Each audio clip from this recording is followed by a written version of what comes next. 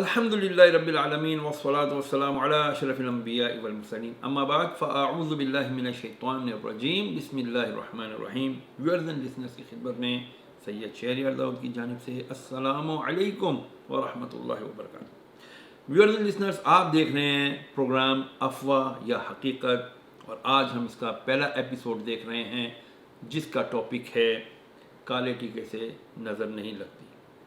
کیا یہ حقیقت ہے کہ کالے ٹیکے سے نظر نہیں لگتی؟ یقیناً یہ حقیقت نہیں ہے.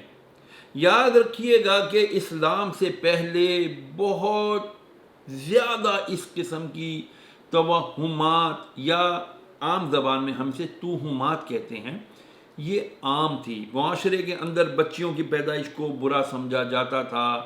لوگوں کو آپس میں ایک دوسرے کے بارے میں فلکیات سے، یعنی ستاروں کی چالوں سے فال لینے کی عادت ہوا کرتی تھی. وہ کاہنوں کے پاس جاتے، نجومیوں کے پاس جاتے، اور طرح طرح کی بدشگونیاں اپنے لیے یا دوسروں کے لیے نکالا کرتے. اسلام نے آ کر ان تمام توہمات کا قلع خامہ کیا اور بتا دیا کہ جو کچھ بھی ہوتا ہے فقط اللہ عز و جل کے چاہنے سے ہوتا ہے. اور یہی حقیقی توحید ہے کہ جو کچھ بھی ہوگا، اچھا یا برا، اللہ عز و جل کی مشیت اور منشا سے ہی ہوگا.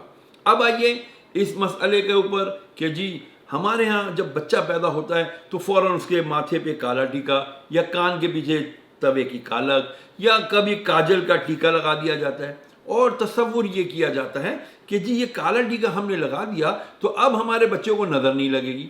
کہاں سے لے آیا آپ یہ لاجک؟ آپ کو کس نے سکھائی؟ آئیے میں بتاتا ہوں آپ کو، اور ہم کو یہ لاجک کس نے سکھائی، یہ عجیب و غریب توہمات کس نے سکھائے. اصل میں جب بر صغیر پاک و ہند ایک تھا، جب پارٹیشن سے پہلے مسلمان کئی سو سال جب ہندوؤں کے ساتھ رہتے تھے تو انہوں نے ان کی معاشرت کا بہت بڑا حصہ اپنی زندگیوں کے اندر شامل کر لیا تھا.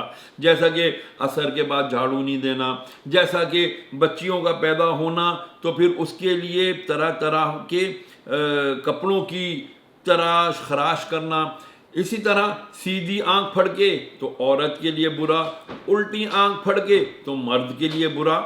الغرض یہ کہ طرح طرح کی توہمات نے اسلام کے ماننے والوں کو اپنے دین سے دور کر دیا. اللہ عز و جل اور اس کے پیارے محبوب صلی اللہ تعالی علیہ وآلہ وسلم کی جب آپ ذات سے دور ہو جاتے ہیں تو پھر آپ کے پاس کچھ رہ نہیں جاتا.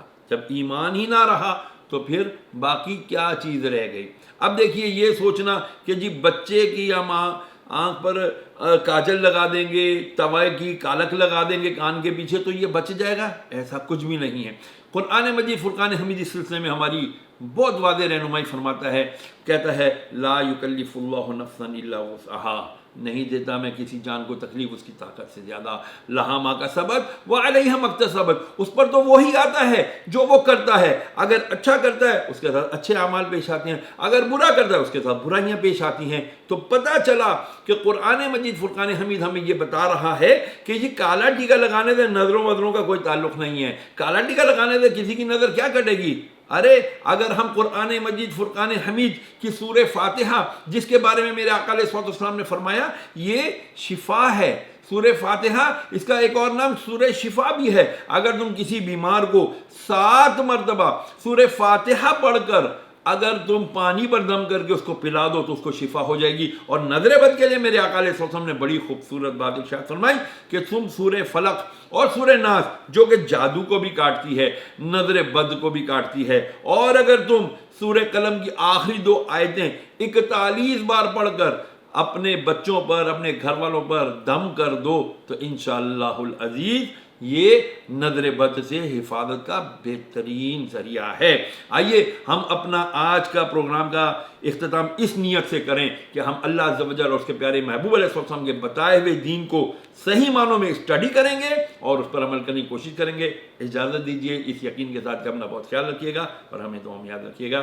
السلام علیکم ورحمۃ اللہ وبرکاتہ.